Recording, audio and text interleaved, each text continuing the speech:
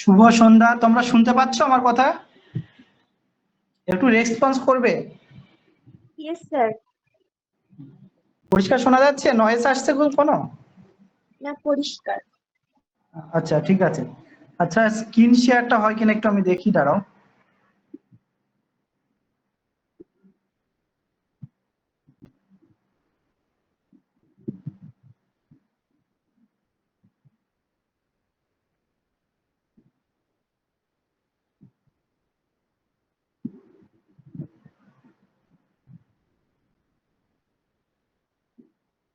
আচ্ছা, তোমরা কি পিপিটিটা দেখতে পাচ্ছ? দেখা যাচ্ছে স্যার। আমি যে স্ক্রিন শেয়ার করলাম সেটা দেখা যাচ্ছে তো? হ্যাঁ হ্যাঁ। হ্যাঁ স্যার। ঠিক আছে। এটা জয়েন করেই যাচ্ছে।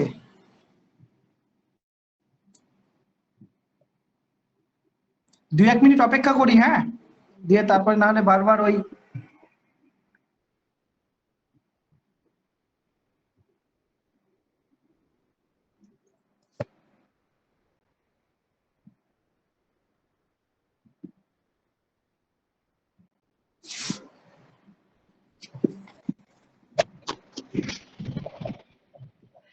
আচ্ছা, তোমরা কে কোন স্ট্রিম থেকে আছো একটু বলবে?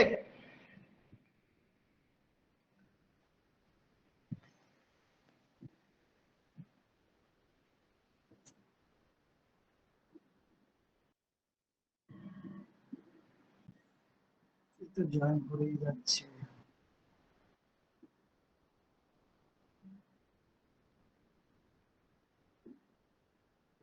স্যার আমি আচ্ছা, ফুড অ্যান্ড নিউট্রিশন থেকে।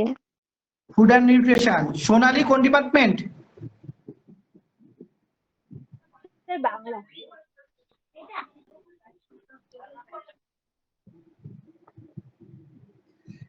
আমার এটা জিজ্ঞেস করার একটাই উদ্দেশ্য হচ্ছে, তোমরা কি কেউ মাস কমিউনিকেশন বা মিডিয়া থেকে কেউ আছো? কোন ডিপার্টমেন্টের কেউ আছো?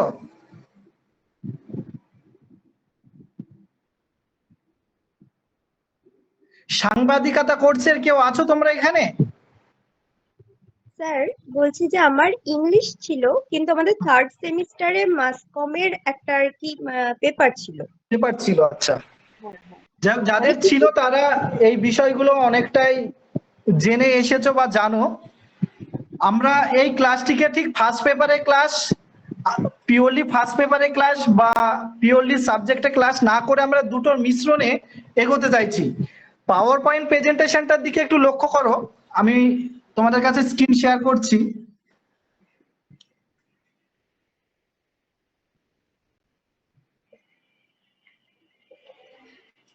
দেখো, আমাদের যদি একটু এই ছবিটার দিকে একটু লক্ষ্য করো,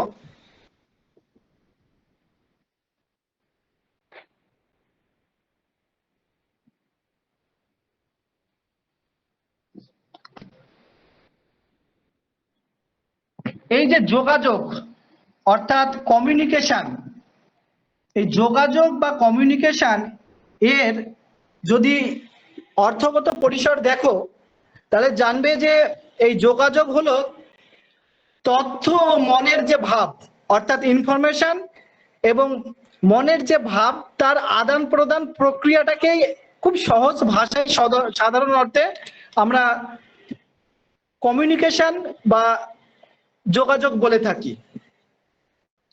আবার অন্যভাবে যদি ঘুরিয়ে বলি, দেখো, সাধারণত যোগাযোগ বলতে তথ্যের বা ভাবের আদান প্রদানকে যেমন বোঝায়, এই আদান প্রদান যখন পারস্পরিক বোঝাপড়ার সৃষ্টি করে বা ধরো ব্যক্তিক লক্ষ্য অর্জিত হয়, তখন যে যোগাযোগ, সেই যোগাযোগ যখন সফল হয় তখন তাকেও আমরা কমিউনিকেশন বলে থাকি।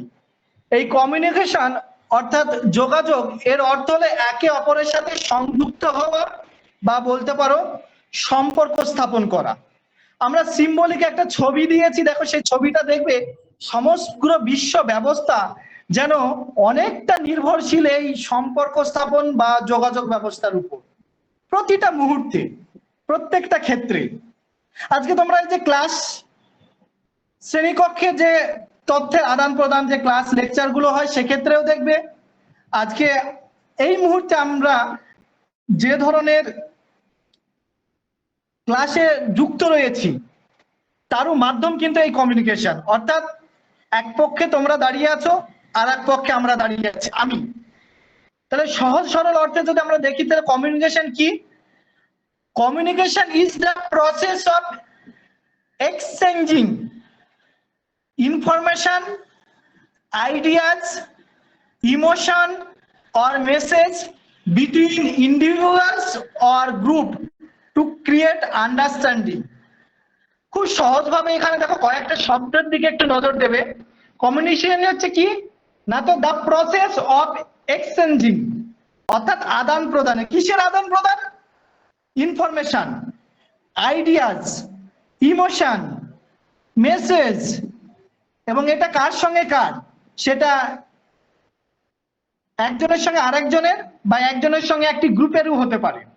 যোগাযোগ হলো তথ্য, ধারণা, অনুভূতি বা বার্তা আদান প্রদানের একটি প্রক্রিয়া, একটি process, the process of exchanging information. এরপরে দেখো তোমরা যদি পরের স্লাইডটার দিকে আমরা যাই, দেখবে খুব সহজভাবে এটাকে বলার জন্য আমি একটা বাংলা ডেফিনেশন দেওয়ার চেষ্টা করেছি। দেখো যোগাযোগ হলো একজন প্রেরক অর্থাৎ একজন সেন্ডার থেকে আরেকজন গ্রাহক অর্থাৎ রিসিভারের কাছে কোনো বার্তা বা মেসেজ বিভিন্ন মাধ্যমে ব্যবহার করে পৌঁছে দেওয়ার একটা প্রক্রিয়া, যেখানে প্রতিক্রিয়া অর্থাৎ ফিডব্যাক একটা অপরিহার্য।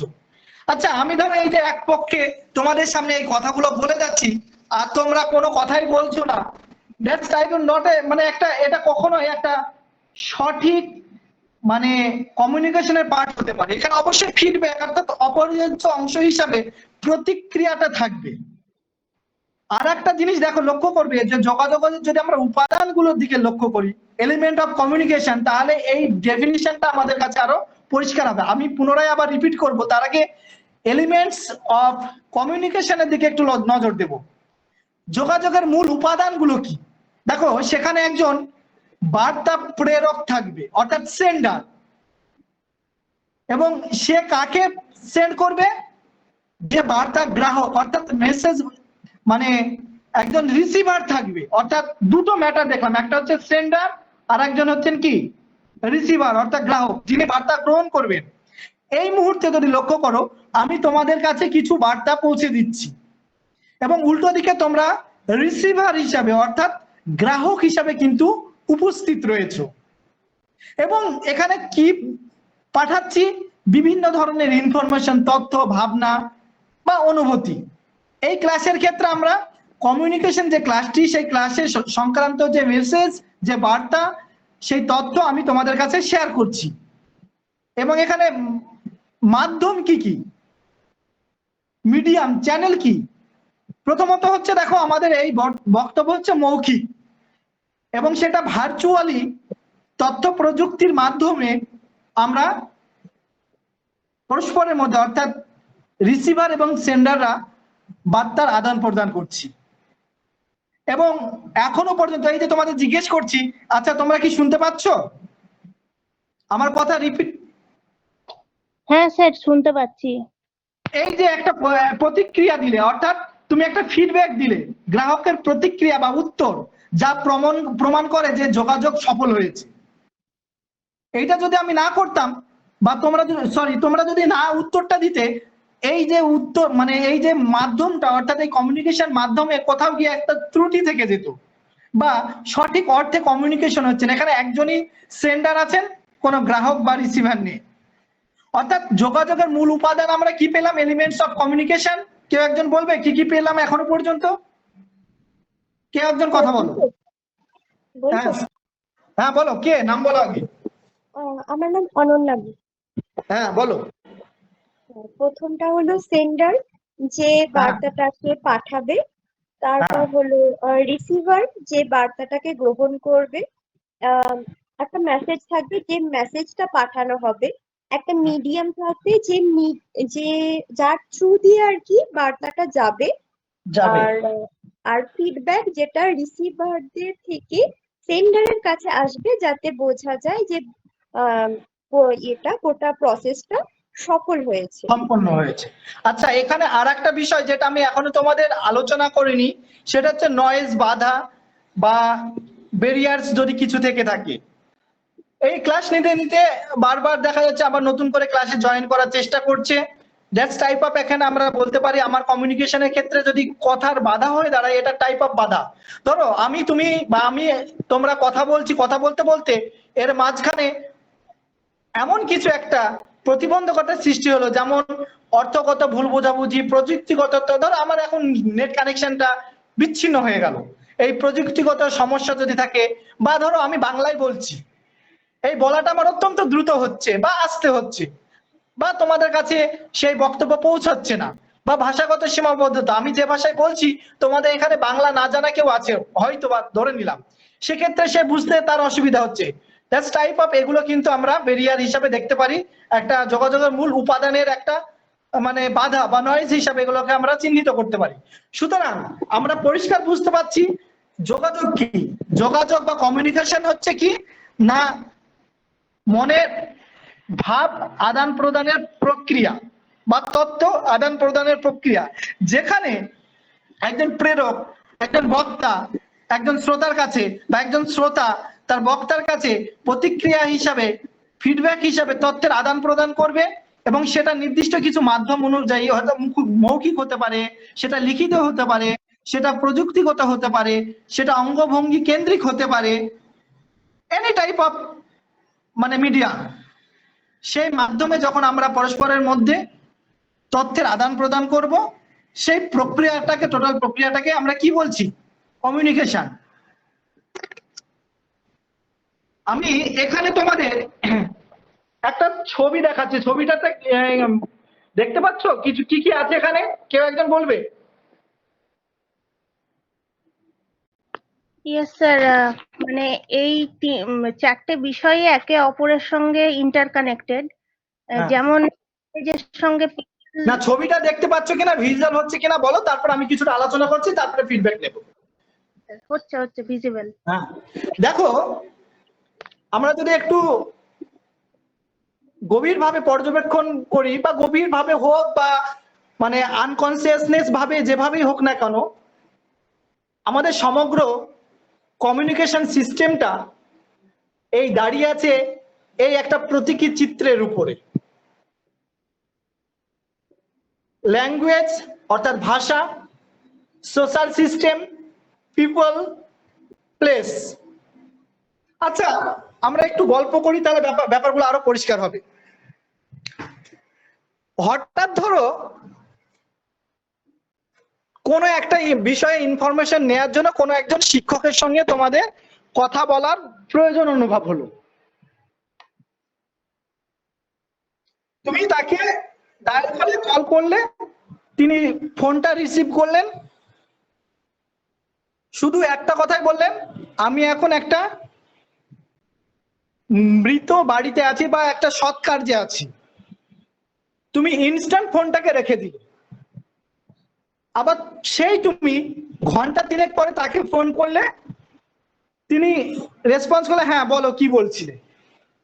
এক্ষেত্রে দেখো, সিচুয়েশন বা সোশ্যাল যে সিস্টেম বা প্লেস, যাই বলো না কেন, এইগুলো হচ্ছে একটা গুরুত্বপূর্ণ ভূমিকা হিসাবে দেখা দেয়।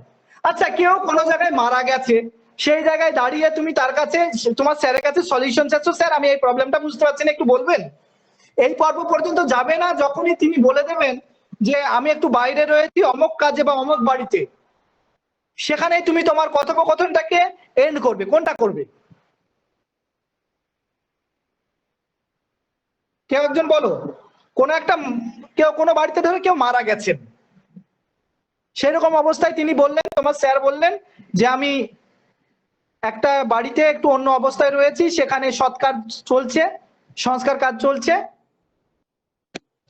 তোমরা কি কমিউনিকেশনটা কি এখানেই শেষ করবে, ফোনটা কেটে দেবে, না কথা বাড়াবে? শুনতে পাচ্ছ কেউ? ফোনটা কেটে দেব। হ্যাঁ, এখানে প্লেস, কনটেক্সট, সেই কনটেক্সটটা কিন্তু অন্যতম গুরুত্বপূর্ণ দিক।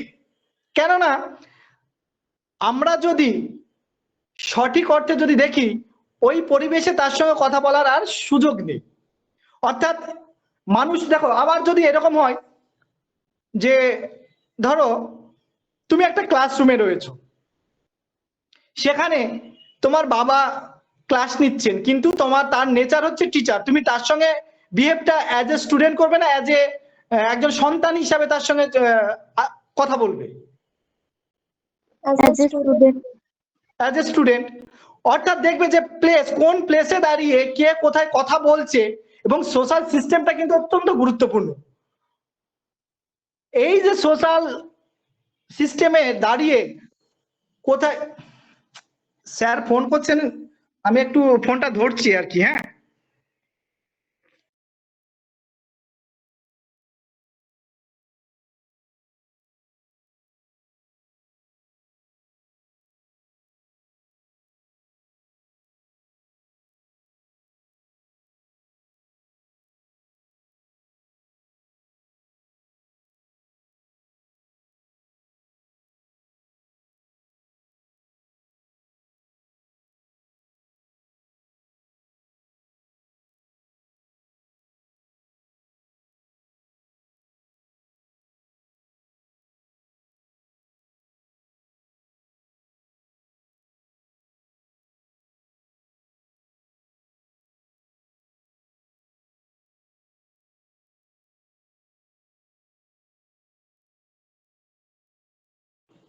হ্যাঁ, শুনতে পাচ্ছ আমার কথা? হ্যাঁ স্যার। একজন জয়েন করেছিল, কল করেছিল তোমাদের স্যার, এই কারণে আর কি। হুম।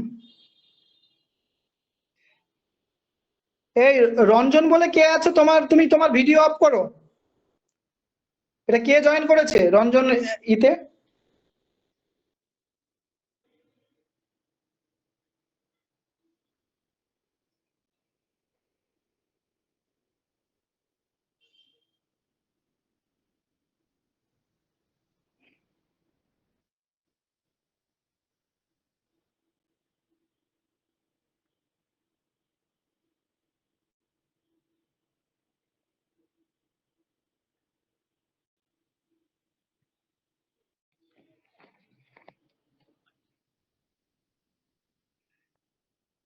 আচ্ছা, এবার পিপিটি তো দেখা যাচ্ছে? Yes sir. হ্যাঁ।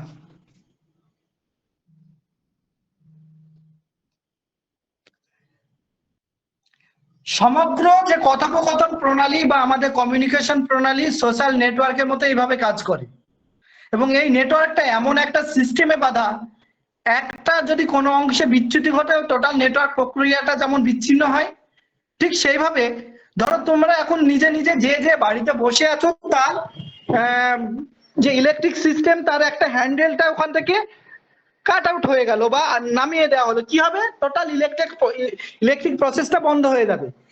ঠিক কমিউনিকেশন সিস্টেমটাও এইরকম একটা প্রসেসের মধ্যে কিন্তু বাধা। একটা শব্দ বন্ধ বা একটা শব্দের অর্থ বা বিভিন্ন ব্যারিয়ার যদি এসে বাধা সৃষ্টি করে, তখন কিন্তু তোমার সমস্ত যে কমিউনিকেশন প্রক্রিয়াটা কিন্তু বিচ্যুতি ঘটবে। তো এইরকম একটা সোশ্যাল নেটওয়ার্ক প্রসেসের মধ্যে দিয়ে কমিউনিকেশন প্রক্রিয়াটা সম্পূর্ণ হয়। এবং এক্ষেত্রে মাথায় রাখবে, যে জায়গাটা বলছিলাম যে সোশ্যাল সিস্টেম বা আমাদের অবস্থান যে কোথায়, সমাজের কোন জায়গাটায়, সেই অবস্থান ভেদে যোগাযোগের ভাষা ব্যবহার কিন্তু পাল্টে যায়। আচ্ছা, এবার আমরা কয়েকটা উদাহরণ দিয়ে পরপর এগুলো একটু দেখার চেষ্টা করছি। দেখো, আমরা কোথায় রয়েছি, হোয়ার এম আই? আমরা যখন স্বপ্নের মধ্যে থাকি, যখন স্বপ্ন দেখতে অভ্যস্ত, তখন যে কথোপকথন প্রণালী সেটা একরকম হয়। যখন উইথ ফ্যামিলি, সেই ফ্যামিলিতে একরকম শব্দবন্ধ আমরা ব্যবহার করে থাকি। আবার ফ্যামিলির মধ্যে পাল্টে যায় কিভাবে? যখন আমি সিনিয়র, এজ এ একজন সিনিয়র সিটিজেন আমার সামনে উপস্থিত থাকে, তখন তো আমার বক্তব্য বাচন ভঙ্গি একরকম হয়। অর্থাৎ আমাদের চেয়ে যারা বড় বয়সে, বা আমার বাবা বা মা, বা ধরো ফ্যামিলি পার্সন এসে কাকা মামা, এরা যখন থাকে সিনিয়র পার্সন, তাদের সঙ্গে কথোপকথন ভঙ্গি একরকম হয়ে যায়। বা আমার জুনিয়র সাবঅর্ডিনেট ভাই বোন বা আরো নিচু যারা আছে ছোট বয়সে, তাদের সঙ্গে যখন থাকছি, কথোপকথন ভঙ্গি আলাদা হয়ে যায়। আবার একটু লক্ষ্য করবে যে মায়ের বোনকে আমরা কি বলছি, একটু রিপিট করবে মাসি, তোমরা। আর বাবার বোনকে পিসি, পিসি।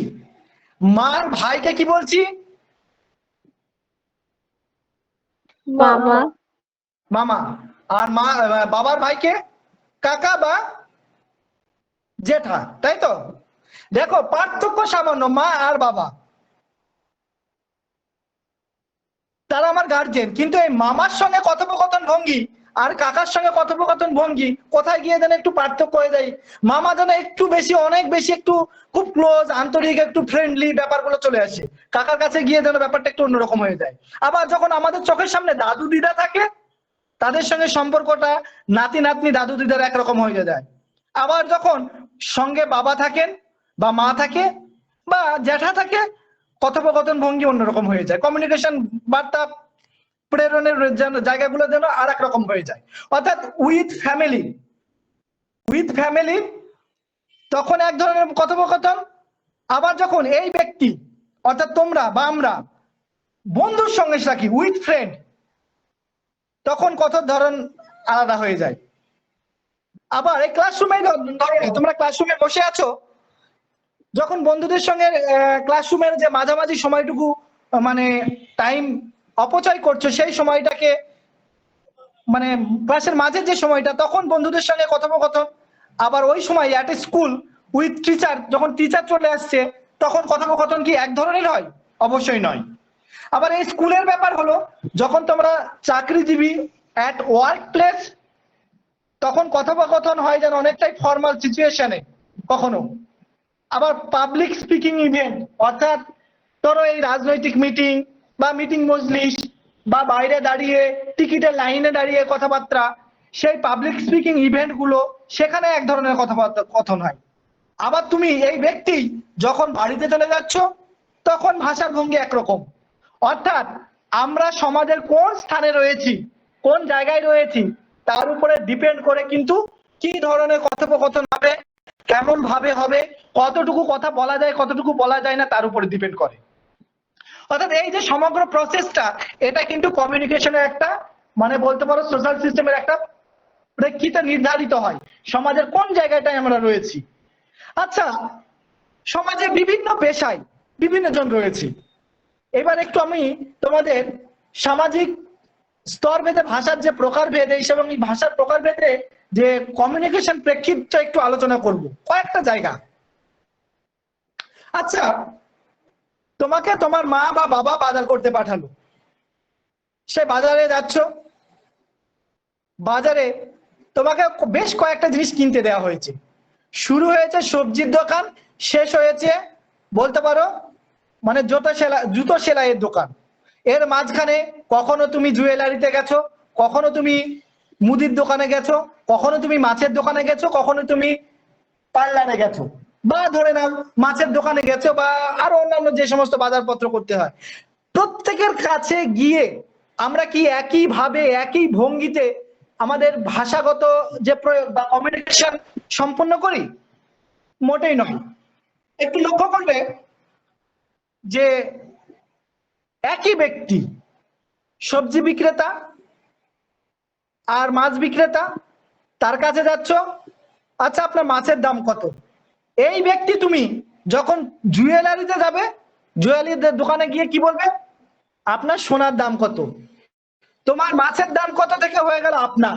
অর্থাৎ এই যে স্ট্র্যাটেজি, এটা পাল্টে যাওয়া ভঙ্গি। অর্থাৎ একইভাবে কিন্তু আমরা কমিউনিকেশন প্রসেস কমপ্লিট করি না, এর ক্ষেত্রেও বিভিন্ন ধরনের প্রেক্ষিত ফ্যাক্টর কাজ করে, সোশ্যাল সিস্টেম কাজ করে। আবার একটা মুচির কাছে যখন যাবে, দেখবে তার মুচির দোকানে, মুচির কাছে বলছি না, মুচির দোকানে, এই জুতো সেলাইয়ের দোকানে সচরাচর মুচিরাই এই জুতো সেলাই করে থাকেন আর কি। সেখানে গিয়ে কোথায় একটা নেগলিজেন্সি, অযাচিত ভাবে, যদিও সেটা উচিত নয়, এই জুতোটা তাড়াতাড়ি সেলাই করে দিবি, দাও, দেন, দেবেন, এই নাও দাই, নে দে, নেন দেন, এই ভাষাগত ব্যবহারগত স্কিলের কিন্তু পরিবর্তন হয়ে যায়। যাই হোক, আমি বোঝানোর চেষ্টা করলাম, যে বিষয়টা তোমাদের এখানে তুলে ধরার চেষ্টা করলাম, যে সোশ্যাল ফ্যাক্টর কিন্তু অন্যতম একটা জায়গা যে কার সঙ্গে কোন ভাবে কি কাজ কথা বলবো, কতটুকু বলবো, কতটুকু বলবো না।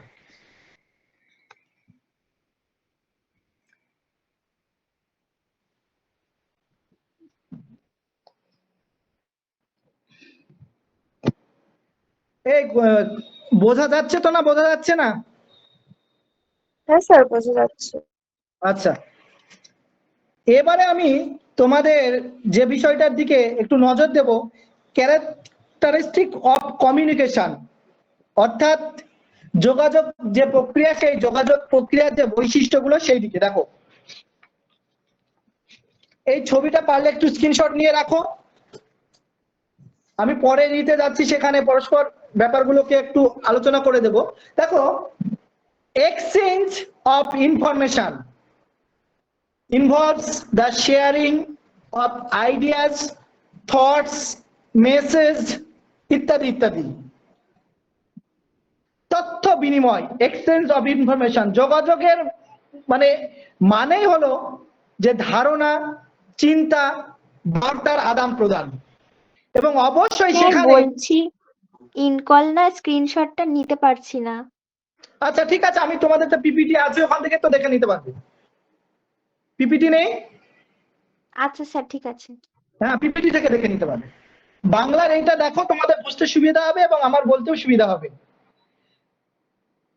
যোগাযোগ স্থাপন একটি দ্বিমুখী প্রক্রিয়া।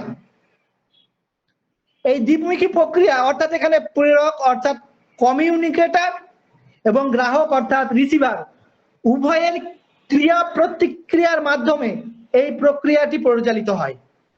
এবং অবশ্যই মাথায় রাখবে যে যোগাযোগ স্থাপনের জন্য একটি মাধ্যম থাকা আবশ্যক, আগেই তোমাদের বলেছি। সেই মাধ্যমটা কি হতে পারে? ভার্বাল অর্থাৎ বাচনিক বা অবাচনিক নন ভার্বাল হতে পারে, কথা বলার মাধ্যমে হতে পারে, ছবি আঁকার মাধ্যমে হতে পারে, বক্তৃতা দেওয়ার মাধ্যমে হতে পারে, এগুলো হচ্ছে বাচনিক মাধ্যম। অন্যদিকে অঙ্গ সঞ্চালন বা অঙ্গভঙ্গি, যেগুলো অবাচনিক মাধ্যম। এই প্রেক্ষিতে একটা জিনিস তোমাদের বলে রাখি, সেটা হচ্ছে body language, that's type of কিন্তু এই যে অবাচনিক মাধ্যম, অর্থাৎ অঙ্গ সঞ্চালনার মাধ্যমে এই বডি ল্যাঙ্গুয়েজে আমরা বিভিন্ন ধরনের কথাবার্তা বলে থাকি। এই বডি ল্যাঙ্গুয়েজের এই প্রেক্ষিতটা আমি তোমাদের একটু পরে তুলে ধরছি, নাহলে এই যোগাযোগের যে বৈশিষ্ট্য এই জায়গাটাই বিচ্ছিন্ন হবে, কথা তোমাদের অন্য লাইনে চলে যাবে। একটু আমাকে মনে করিয়ে দেবে বডি ল্যাঙ্গুয়েজ নিয়ে স্যার কিছু বলুন, তাহলে আমি তখন বডি ল্যাঙ্গুয়েজের ব্যাপারটা বলবো। যাই হোক, তৃতীয় যে বৈশিষ্ট্য সেটা হচ্ছে যোগাযোগ স্থাপনের জন্য একটা নির্দিষ্ট আলোচ্য সূচি থাকা প্রয়োজন, এবং সেক্ষেত্রে অবশ্যই ইনফরমেটিভ হবে বিষয়টা আর কি।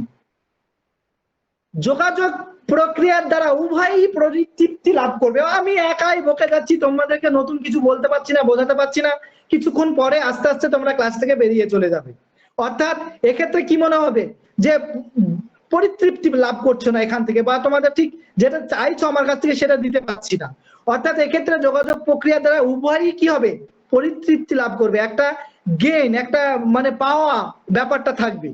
অর্থাৎ এই যোগাযোগ মাধ্যমে পরস্পরের যোগাযোগ করার যে একটা গেইনের জায়গা, সেটা কিন্তু থাকবে।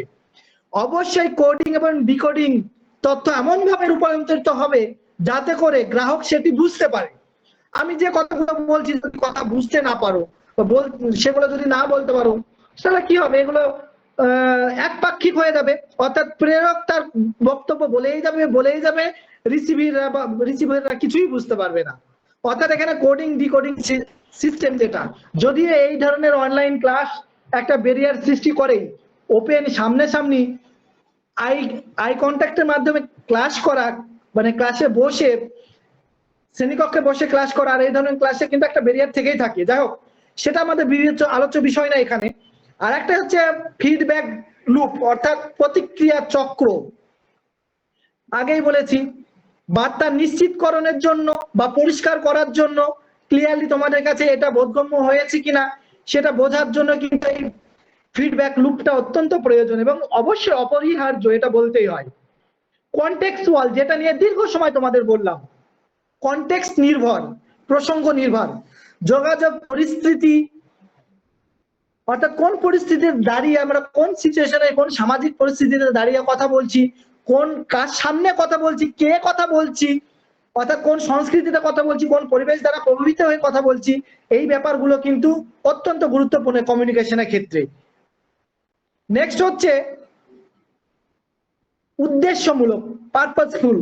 সাধারণত যোগাযোগের একটি লক্ষ্য থাকে, যেমন তথ্য দেওয়া, তথ্য বোঝানো, প্রভাবিত করা, বিনোদন দেওয়া, এই ব্যাপারগুলো থেকে থাকে। এটাও কিন্তু কমিউনিকেশনের অন্যতম বৈশিষ্ট্য বলতে পারো। আচ্ছা, নয়েজ নিয়ে বলেছি, গতিশীল, ডায়নামিক। যোগাযোগ ব্যাপারটা ক্রমাগত পরিবর্তিত হয় এবং নতুন প্রয়োজন ও প্রসঙ্গের সঙ্গে মানিয়ে নিয়ে চলে। যোগাযোগ করতে হবে লক্ষ্য অর্জন করার জন্য। কাঙ্ক্ষিত তথ্য পেতে অনেক সময় দীর্ঘ অপেক্ষা করতেও হতে পারে। তথ্য সংগ্রহের পর সিদ্ধান্ত গ্রহণ করতে হয়। অর্থাৎ এই যে এতখানি লম্বা লেন্থে একটা ক্লাস নিচ্ছি, সেই ক্লাসে তোমরা কি কি পেলে তার একটা সামারি তোমাদের মনের মধ্যে একটা গাঁথার দরকার আছে, যেটা পরবর্তী পর্বে তোমাদের হতে পারে পরীক্ষার প্রয়োজনে, হতে পারে টু গ্যাদার নলেজ নেওয়ার জন্য, ব্যাপারগুলো হতে পারে, না হওয়ার কিছু নেই। এই যে পারস্পরিক যে প্রক্রিয়া, যে সম্পর্ক, এর মাধ্যমে তুমি যেটা পেলে সেটা থেকে তোমাকে কি করতে হবে, এক প্রকার বলতে পারো যে নতুন প্রয়োজন আর প্রসঙ্গের সঙ্গে মানিয়ে নেওয়া বা প্রয়োজন মিটিয়ে নেওয়া, এই ব্যাপারগুলো একটা কাজ করে এই ধরনের গতিশীল বা ডায়নামিক কমিউনিকেশনের ক্ষেত্রে আর কি। তো দেখ, এই বৈশিষ্ট্যগুলো একটু মাথায় রাখবে।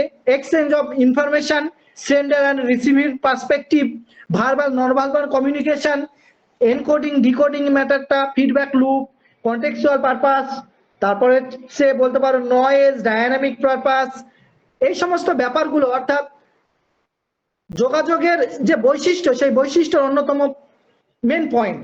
এইগুলো যখন কোনো সেন্ডার রিসিভারের মধ্যে সম্পন্ন হয় তখন জানা যেতে পারে এটা হচ্ছে একটা মানে গুড কমিউনিকেশন প্রসেস আর কি। আচ্ছা, এর আগে তোমাদের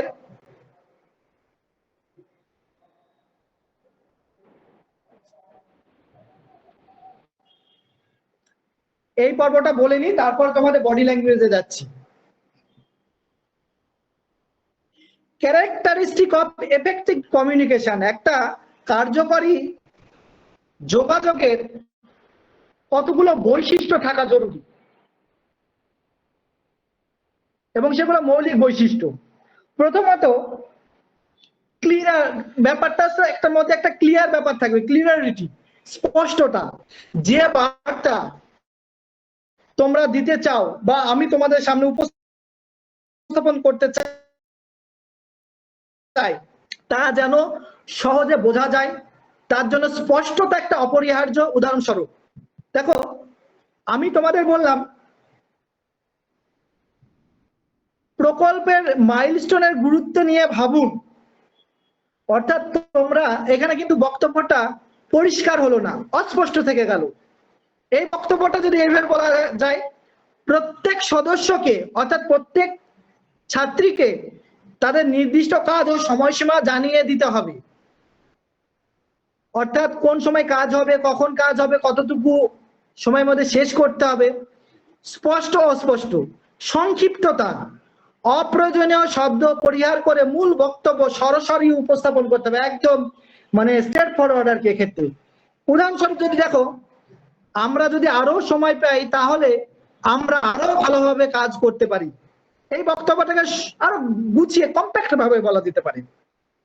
আরো সময় পেলে কাজের গুণগত মান বাড়বে। অনেক ছোট হয়ে গেল, অর্ধেক হয়ে গেল।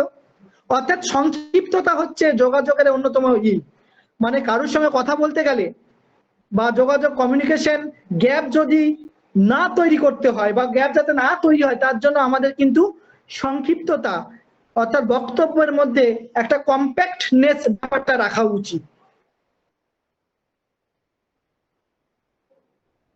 তৃতীয়ত কারেক্টনেস, সঠিক।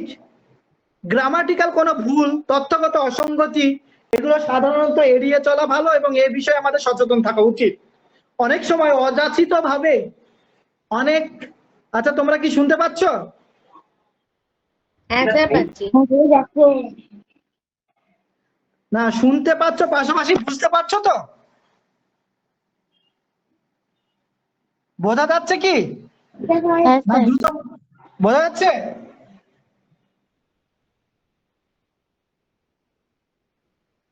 তার মানে বোঝা যাচ্ছে না আমি একাই বকে যাচ্ছি, নাকি এরকম হচ্ছে ফিডব্যাক ঠিকঠাক নেই? তাহলে বোঝা যাচ্ছে। থার্ড, কারেক্টনেস, সঠিকতা। যেটা বললাম গ্রামেটিক্যাল এরর যদি থাকে, তথ্যগত অসঙ্গতি থাকে, এগুলো এড়িয়ে চলাই ভালো। ধরো আমরা বললাম এরকম যে তপ্ত সমুদ্রে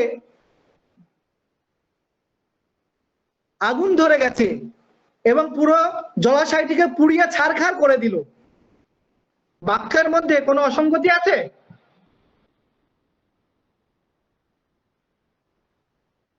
একটু কথা বলবে। তপ্ত সমুদ্রে, হ্যাঁ বলো। স্যার আমাদের জলাশয় কি আছে? জলাশয় কি করে পুড়িয়ে দেবে? এরর আছে কি? হ্যাঁ স্যার আছে। অবশ্যই এরর আছে। বাক্য গঠনগত কোনো ভুল নেই, কিন্তু এরর কি?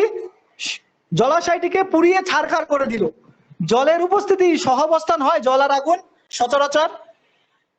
কিছুক্ষণের জন্য জলে আগুন ধরতে পারে যদি তেল তৈলাক্ত কিছু থাকে, কিন্তু সেটা পুড়িয়ে ছারখার করে দেওয়ার মতো অবস্থা নয়। কিন্তু হতে পারে জাহাজ ছারখার করে দিল, কিন্তু জলাশয় নয়। দেখো কিন্তু গ্রামাটিক্যাল ভুল মানে সেন্টেন্সের গঠনটাই শেষ কথা নাই, সেখানে অর্থ পরিপূর্ণভাবে ফুটে উঠছে কিনা সেটাও দেখতে হবে। দেখো এখানে সঠিক একটা কথা বলেছে, ভুল বলেছে আপনার কাজে গুণগত মান উন্নত করা প্রয়োজন। সঠিকটা হচ্ছে আপনার কাজে গুণগত মান উন্নত করা প্রয়োজন। এরপর ফোর্থ, পূর্ণতা, কমপ্লিট হতে হবে অবশ্যই। যে বার্তা আপনি দিতে চান তাতে সব প্রয়োজনীয় তথ্য অন্তর্ভুক্ত করা উচিত। আমি তোমাকে বললাম যে তোমাদের ক্লাস এ পর্যন্তই, বলে থেমে গেলাম। তারপরেই বললাম আরো 5 মিনিট অপেক্ষা করো, আমি কয়েকটা নোটস দিচ্ছি, সেগুলো শেষ করে তবেই যাবে। আমি যদি আগেই থেমে যেতাম তোমরা ভাবতে ক্লাস শেষ। আচ্ছা ঠিক আছে, ঠিক এই ধরনের অপূর্ণ বাক্য বলা যাবে না। প্রকল্পের সময়সীমা বাড়ানো হয়েছে, সময়সীমা বাড়ানো হয়েছে এটা ঠিক, কিন্তু কতটা, কতটুকু সময়? তার পূর্ণ উত্তর হবে প্রকল্পের সময়সীমা 15 দিন বাড়ানো হয়েছে, নতুন সময়সীমা নির্ধারিত হয়েছে 30শে সেপ্টেম্বর। অর্থাৎ এটা হচ্ছে একটা কমপ্লিট বলতে পারো তথ্যর বার্তা তোমাদের কাছে পৌঁছে দিলাম। সঙ্গতি, বার্তায় যুক্তিযুক্ততা থাকতে হবে, ধারাবাহিকতা থাকতে হবে, যাতে পাঠক বা শ্রোতা সহজে বুঝতে পারেন। আমি বললাম প্রকল্পের কাজ দ্রুত শেষ করতে হবে, সময়সীমা বাড়ানো হয়েছে। এটা কিন্তু বক্তব্য পরিষ্কার হলো না, সময়সীমা বাড়ানো হয়েছে তো আবার দ্রুত শেষ করতে হবে কেন? বক্তব্য এটাই, প্রকল্পের কাজ দ্রুত শেষ করতে হবে, এই জন্য সময়সীমা বাড়ানো হয়েছে। বা এরকম বললাম প্রকল্পের কাজ দ্রুত শেষ করতে হবে, যে ডেট দিয়েছিল ডেট কমিয়ে দেওয়া হয়েছে, অর্থাৎ প্রকল্পের কাজ দ্রুত শেষ করার জন্য সময়সীমা কমিয়ে দেওয়া হয়েছে, বা সময়সীমা কমানোর জন্য প্রকল্পের কাজ দ্রুত শেষ করতে হবে। ঘুরিয়ে বাক্যটাকে এইভাবে বলতে পারি। তো এই ব্যাপারগুলো কিন্তু আমাদের মাথায় রাখতে হবে। কনসিডারেশন, বিবেচনা, শ্রোতার মনোভাব দৃষ্টিভঙ্গি বিবেচনা রেখে বার্তা প্রদান করা উচিত। উদাহরণস্বরূপ দেখো আপনি কেন কাজটি সঠিকভাবে করেননি, ঘুরিয়ে আমরা এই কথাটা বলতে পারি, কাজটি সম্পন্ন করতে কোনো সমস্যা হয়েছে কি? এই সব জায়গায় দাঁড়িয়ে একটা বিষয় আমি তোমাদের বলি, কথোপকথন ভঙ্গি এমন একটা জায়গা, এমন একটা জিনিস যেটার জন্য পৃথিবী তোলপাড় হয়ে যেতে পারে। কথার ভঙ্গিতে, কথার মাধুর্যে, মহিমায় একই কাজ একজন 10 মিনিটে করে আসে আর একজন 10 দিন ঘুরে আসে। আমি সদ্য একটা ঘটে যাওয়া উদাহরণ আমার সামনে দিচ্ছি। ব্লক অফিসে একটা ছেলে, তোমাদের মতো স্টুডেন্ট, তার এই সিএসসি পরীক্ষা আছে, সে পরীক্ষা দেবে, ডকুমেন্ট আপলোড করবে, একটু ডাকা বোকা, একটু বেশি কথা বলে। সে এক অফিসারের সামনে গেছেন, গিয়ে বলছে বাবু তুই একটু বস, যে তোকে ডকুমেন্টটা দেবে তিনি এখনো আসেননি। এটা বলেছে যে ওই ব্যক্তি হয়তো ভুলেই গেছে, সে আধা ঘন্টা বসে থেকে গিয়ে চোটপাট শুরু করে দিয়েছে।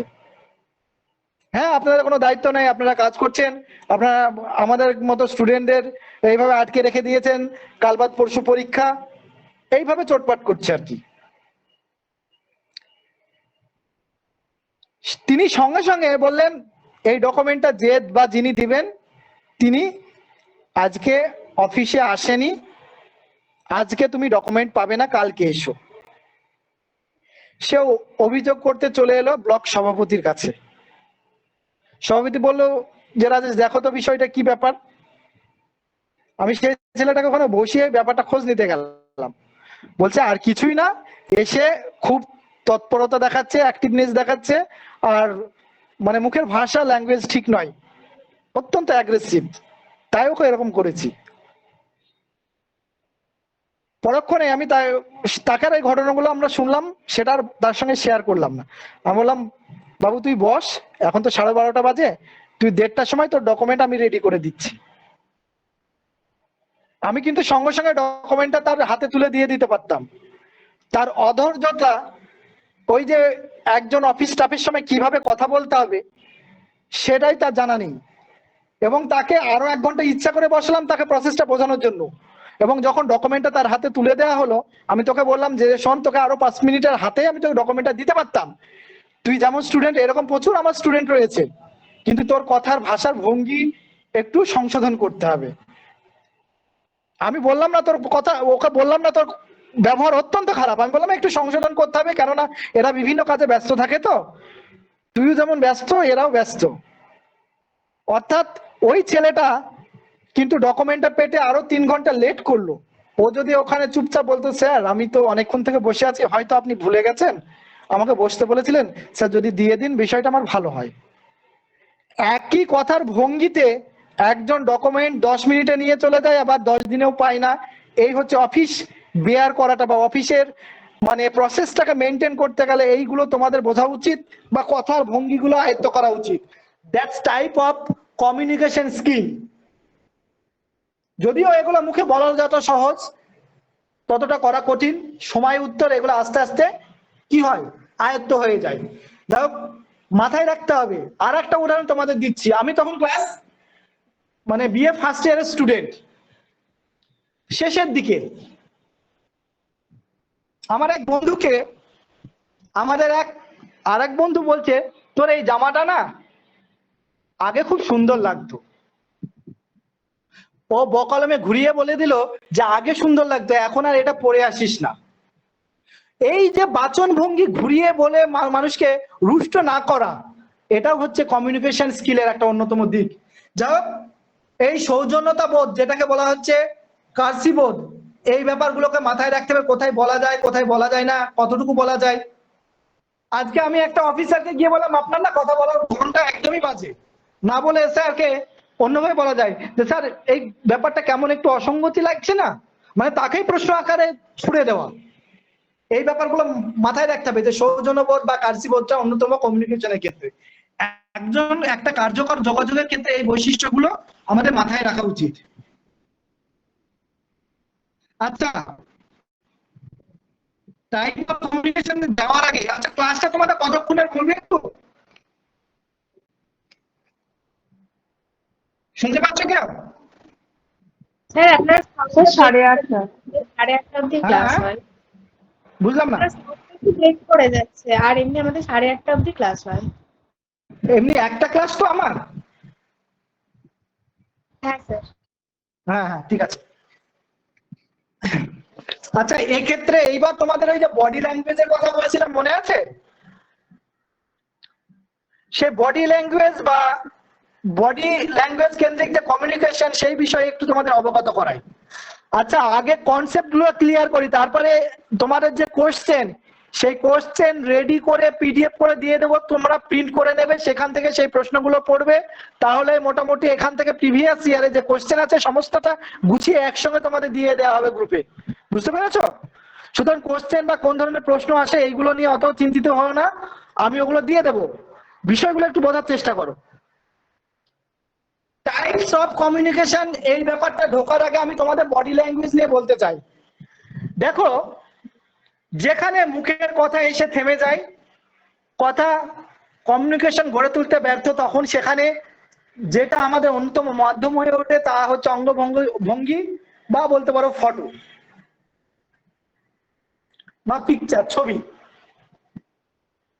এই শরীরের বিভিন্ন অঙ্গ, হাত, পা, নাক, কান, চোখ, পায়ের আঙ্গুল, পায়ের পাতা, সমস্ত কোনো না কোনো ভাবে বিভিন্ন ধরনের বলতে পারো এক প্রকার কমিউনিকেশন করে থাকে আর কি। তার কয়েকটা উদাহরণ দিই। একজন আম্পায়ার খেলার মাঠে, বিশেষ করে ক্রিকেট মাঠ, ফুটবল মাঠ যদি আলাদা আলাদা ধরি, ক্রিকেট মাঠটা যদি ধরি, একটা হাতকে বিভিন্ন রকম ভাবে সামনের দিকে তুলে ধরে, পাশে দেখিয়ে, হাত ঘুরিয়ে, এই বিভিন্ন ধরনের ইঙ্গিত করে বিভিন্ন ধরনের সিম্বল কিন্তু আমাদের সামনে তুলে ধরে। আচ্ছা, একটা আঙুল উঁচিয়ে যদি হাতটাকে উপরে তুলে ধরে তখন সেটাকে কি বোঝায় ক্রিকেটীয় ভাষায়? একটু রেসপন্স করবে কারো? আউট বোঝায়। ওই হাতটাকে উপরে না দিয়ে ডান দিকে প্রসারিত করে দিলে এক হাত কি বোঝায়? বাউন্ডারি। না, একটা হাত যদি ডান দিকে একদম পাশ বরাবর প্রসারিত করে ধরে থাকা হয় তাহলে সেটাকে কি বোঝায়? একটা হাতকে নো বল, নো যখন এক হাত দেখায় দেখবে পাশের দিকে, ওটাকে যখন আর একটা হাত উপরে শো করে যখন বারবার ঘোরানো হয়, মানে সাইড থেকে সামনে দিয়ে অন্য হাতের কাছে নিয়ে আসা হয়, তখন এটা যে বাউন্ডারি বলছে তখন সেটা বোঝায়। ওই হাতটাকে যখন পায়ে দেখানো হয় সেটা হয়ে যায় লেগ বাই। ওই হাত সঙ্গে আর একটা হাত যখন জুড়ে দেওয়া হয়, অর্থাৎ দুহাত প্রসারিত করা হয়, তখন সেটা হয়ে যায় কি ওয়াইড। ওই হাত যখন এক পায়ের দিকে বাড়ি দেওয়া হয় তখন সেটাকে দেখা হয় লেগ বাই। অর্থাৎ এক হাত দিয়ে কতগুলো মানে সিম্বল ব্যবহার করে কতগুলো অর্থ আমাদের ক্রিকেটীয় ভাষায় আমরা তুলে ধরতে পারছি। আচ্ছা, চোখ দিয়ে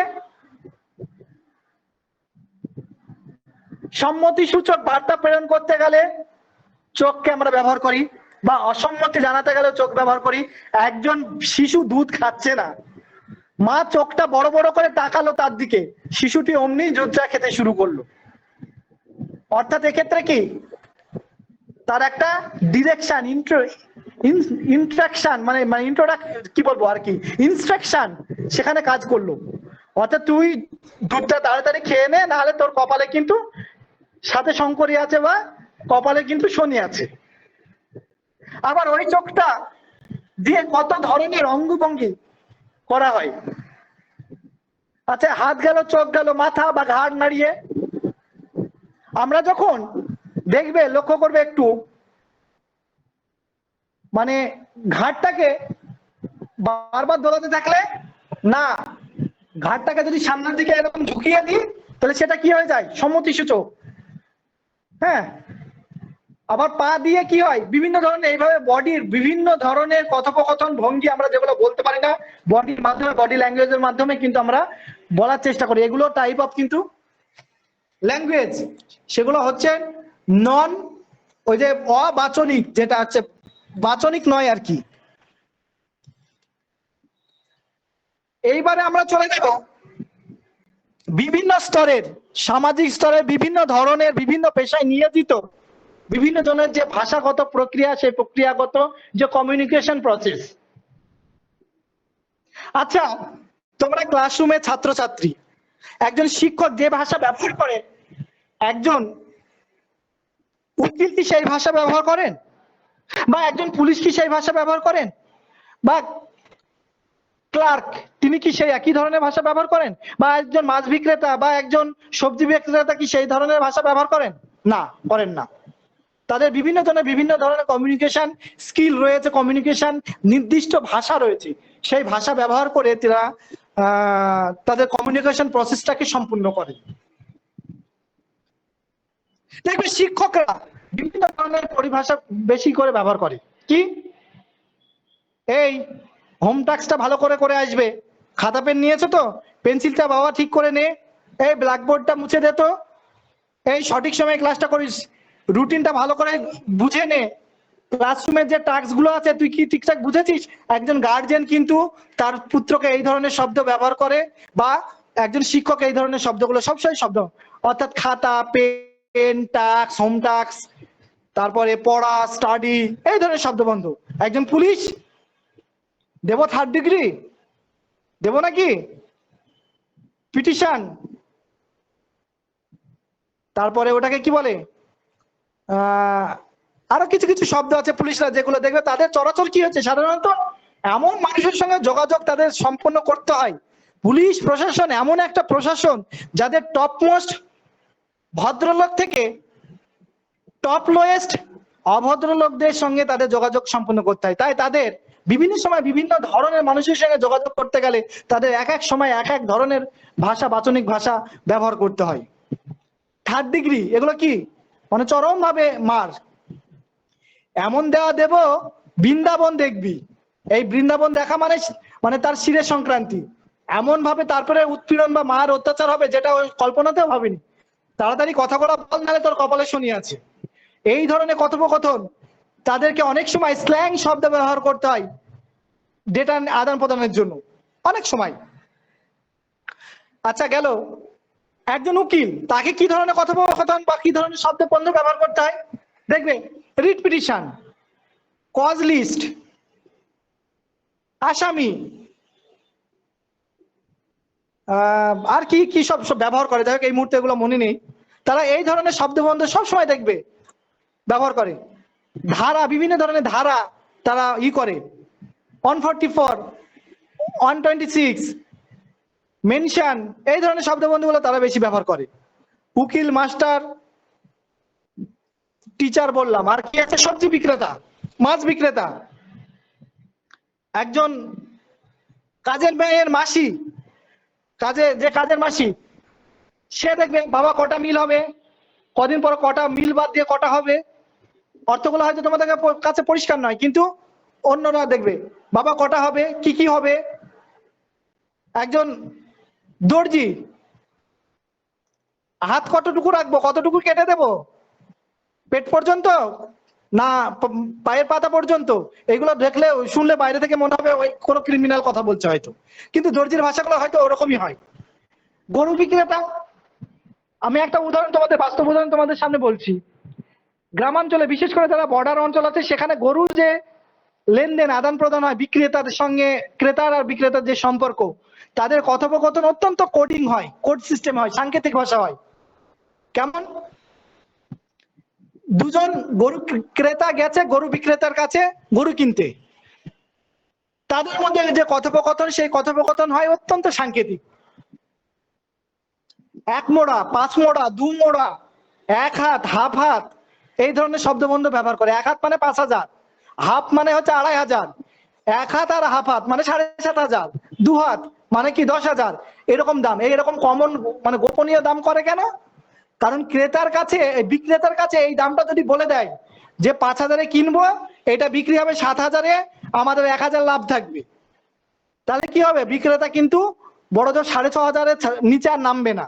সেই জন্য তার কাছে এই দামগুলো কি করতে হয়, গোপন রাখতে হয়। That's type of skill. কিসের স্কিল? Communication skill.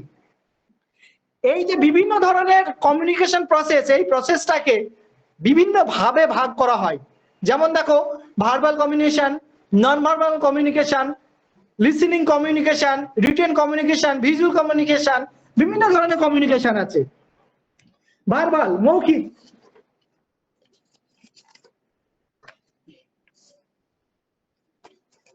একটু দাঁড়াবে, আমি একটু একটা ডেটা আছে এই রিলেটেড।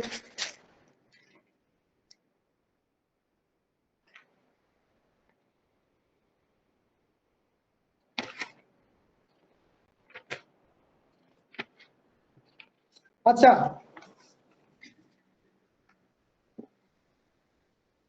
দেখো এই সমস্ত কিছু দিক থেকে দেখতে গেলে আমরা এই কমিউনিকেশন প্রসেসকে বেশ কয়েকটা ভাগে ভাগ করতে পারি। ইন্ট্রাপার্সোনাল কমিউনিকেশন অর্থাৎ আন্তঃব্যক্তিগত, ইন্টারপার্সোনাল, ইন্ট্রা আর ইন্টার অর্থাৎ অন্তর্ব্যক্তিগত, দল অর্থাৎ গ্রুপ, আর মাস কমিউনিকেশন অর্থাৎ গণ বা যোগাযোগ। যখন এক ব্যক্তি তার নিজের সঙ্গে যোগাযোগ করে তাকে আন্তর ব্যক্তিগত যোগাযোগ বলা হয়। যেমন চিন্তা করা, সমস্যা সমাধান করা, ডায়েরি লেখা, এখানে দেখবে ইন্ট্রা পার্সোনাল কমিউনিকেশন হয়, নিজের সঙ্গে নিজের কথোপকথন, আত্মকথোপকথন যেটা বলছি। আর ইন্টার পার্সোনাল কমিউনিকেশন যে কোনো মুখোমুখি যোগাযোগের ক্ষেত্রে কমপক্ষে প্রয়োজন হয় দুটো লোকে, দুয়ের ততোধিক হলেও এই ধরনের কথোপকথন হয়। যেমন টেলিফোনে কথাবার্তা, সাক্ষাৎকার, চায়ের দোকানে বন্ধুদের মধ্যে কথাবার্তা, এই যে ক্লাসরুমের ক্লাস, শ্রেণীকক্ষের আদান প্রদান, এগুলো। দলীয় যোগাযোগ, গ্রুপ কমিউনিকেশন। এই দলীয় যোগাযোগ বলতে বোঝায় দলীয় সভ্যদের নিজেদের মধ্যে এবং দলের সকল সভ্যের সঙ্গে একে অপরের যে যোগাযোগ। এই দলগুলো ছোট হতে পারে, হাজার হাজার লোকের সঙ্গে হতে পারে, বা ধরো গান শুনছে সেই ধরনের অডিয়েন্স হতে পারে, বিভিন্ন ভাবে হতে পারে। এইগুলোকে আবার তিন ভাগে ভাগ করা হয়। Face to face or person to person, মুখোমুখি যোগাযোগকে প্রত্যক্ষ বা সরাসরি যোগাযোগ বলা হয়। এগুলোকে ফেস টু ফেস বা পার্সন টু পার্সন যোগাযোগ বলে। ধরো যখন কোনো শিক্ষক ভাষণ দেন, শিক্ষার্থী শোনে, তখন এই যোগাযোগ সংঘটিত হয়। অনেক সময় মুখোমুখি যোগাযোগকে ইন্টারপার্সোনালও বলা হয়ে থাকে। আবার দেখো রাইটিং এন্ড রিডিং কমিউনিকেশন, লেখা ও পড়ার মাধ্যমে যোগাযোগ। এখানে বই, পত্র পত্রিকা ইত্যাদি লেখা যোগাযোগ। হ্যাঁ, কিছু বলছো?